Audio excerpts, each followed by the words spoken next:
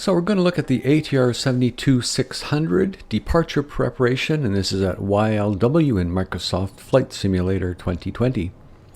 First of all, on the electronic flight board, clicking on it to bring it to life, and then checking the payload. Got a full cargo load here, and I'm going to reduce to 40 passengers approximately, and then load it up. Have to close it, and then it will load up. Aircraft, make sure we got power here so that we can get the systems on, lights on, systems warmed up, computers going, all that sort of thing. Back up to the top here, we've got power available, so we don't have power available yet. We're turning the batteries on, and then we're going to go for the available power. And make sure that these systems that are automatically off are primed and on, especially some of the fuel cross-flow pumps. And put on some basic exterior lighting as well. Turn off the nasty master caution, don't need that. And then I guess we're going to do some other lighting. Panel lighting down here in the center console. Make sure the upper panel, we'll do some fill lighting as well, some flood lighting. You can see your way around.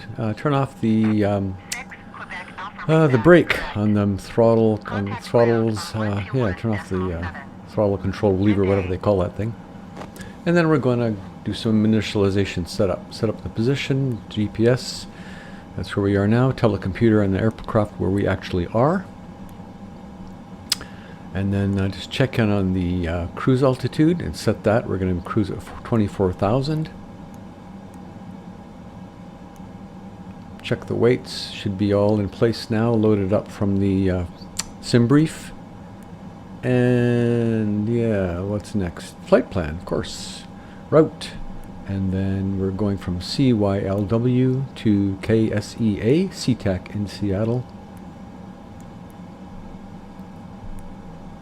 And then input that into the flight control computer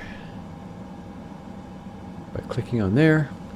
Execute, and then we'll set up our arrival and departures. This is using standard SIDS and stars. I get this information from the Jeppesen charts.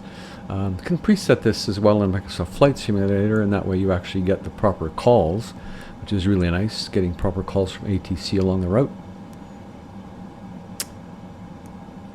Setting our arrival at KC, transition point included. Execute that, and then we'll take out this flight plan discontinuity. If we take this out, we can take this out now or later, but I like to do it in advance. Make sure you execute again after removing that so your flight plan is still active.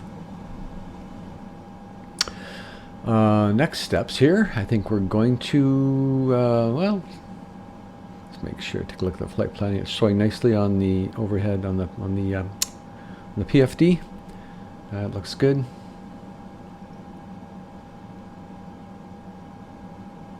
Really been enjoying the ATR-72 in general. Nice aircraft to fly. Find it a little heavy on takeoff. Always takes me a little farther on the rollout than I expect, but gradually getting used to that. 15-degree flaps appears to be standard. Take a look around YLW, see what else is going on. Not a lot of activity right now, early in the morning. So, I think we are about ready to call for boarding. And I've done that now. Called for boarding, and there we go. Boarding requested. To choose the service provider in general, GSX requires that.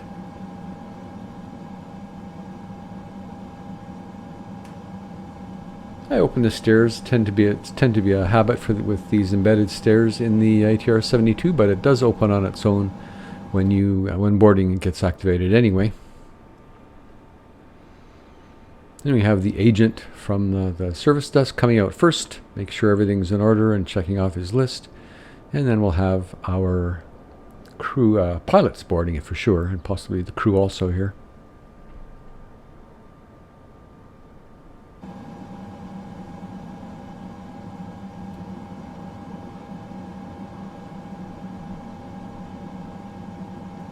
Beautiful morning at about 8 degrees, I believe. We'll get the ATIS information just a little later when we contact the tower.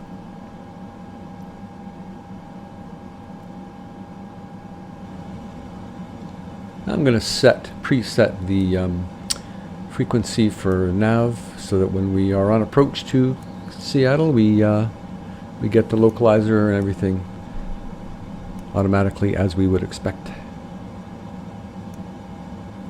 Looks good. That number also comes off the approach chart, of course, 110.75. Passengers boarding now. The ATR72 is really a fun plane to fly. It's got a lot of power. Takeoff power, SHP around 2,500, I believe. Doesn't feel like that much power, but it really does pull a lot of weight. 72 seats. Maximum payload around 8,000 kilograms, or about 16,500 pounds. Takeoff speed is theoretically 115 knots. It always feels like that's barely enough to get it off the ground to me, but that's what is recommended. With 15 degrees of flaps. Climb speed at 170 knots, and it climbs at around 1,350 feet per minute.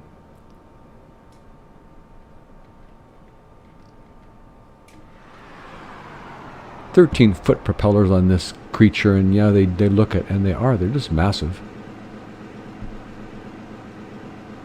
So we're getting some pushback activity here now. I called for pushback, and yep, everything is looking good. Get the parking brakes off, and away we will go.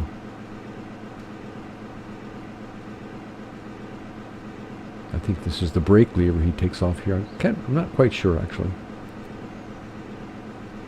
Have to choose a direction, and in this case we want to be facing south because we're taking off on runway 34, so we'll be heading along the taxiway to the ramp for runway 34. All engines clear. Started with 5,000 feet, ceiling 12,400 feet broken. Temperature 15. Dew point 1 tree. Altimeter 29.902. ILS Yankee runway 16 in use. Landing and departing runway tree 4. VFR aircraft say direction of flight. All aircraft read back hold short instructions. Advise controller on initial contact you have golf. Well, it is a popular golf destination after all.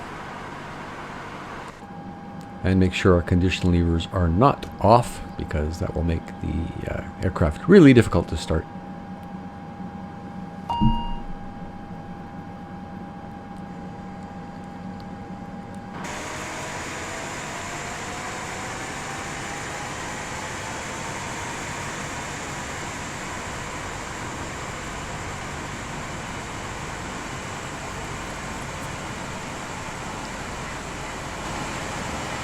Ground November for Tree 6 Quebec Alpha with hotel ready to taxi IFR.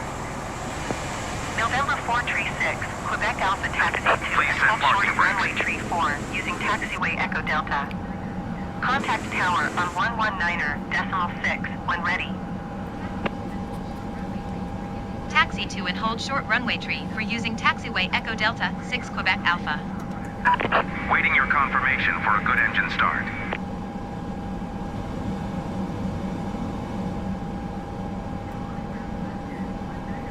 Kelowna Ground WestJet 1910 IFR to Las Vegas, ready to copy.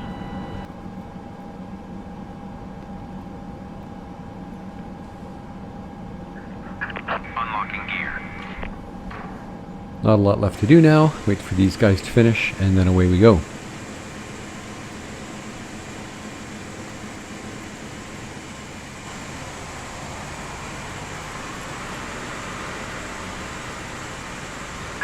Tow truck disconnected.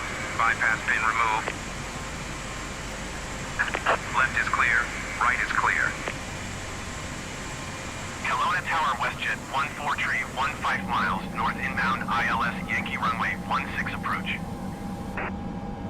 WestJet 14 tree Kelowna Tower. Altimeter 29.9, 2 wind 255 at 4. Cleared ILS Yankee runway 16 approach.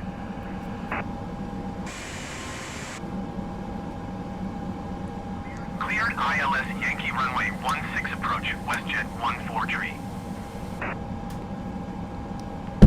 So we're cruising along here, heading south on the taxiway. And this is the entry to runway 34. So as soon as we hit our brakes here, the tower should be letting us know.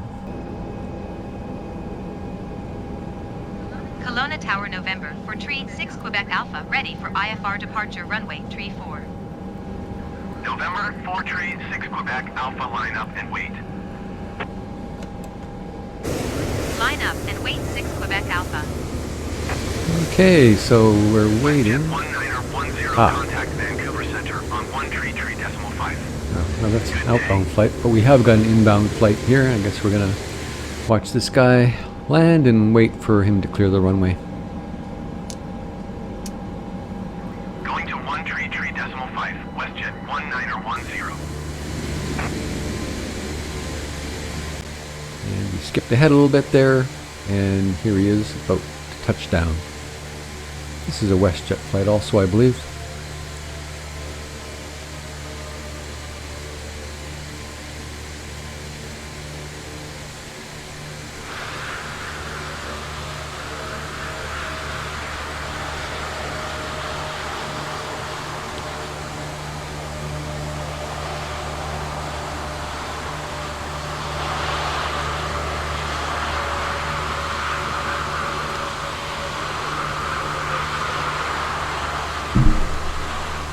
WestJet 143, turn next taxiway.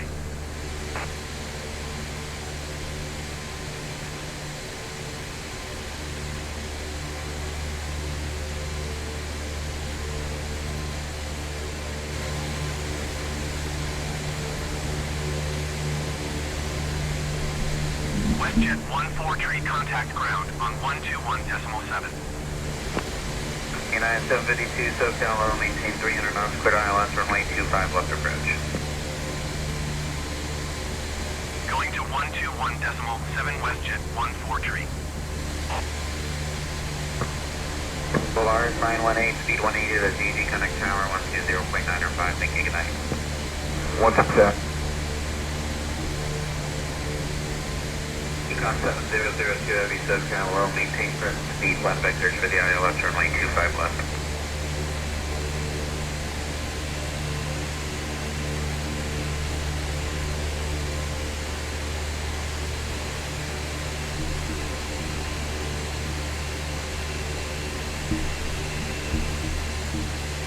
Talking 918, Juliet Mike, SoCal, hello, you able to do 300 knots? Falcon 8 Juliet Mike, maintain 300 knots, still advised, caution, wake turbulence at trail of 75, cleared ILS, runway 25 left approach.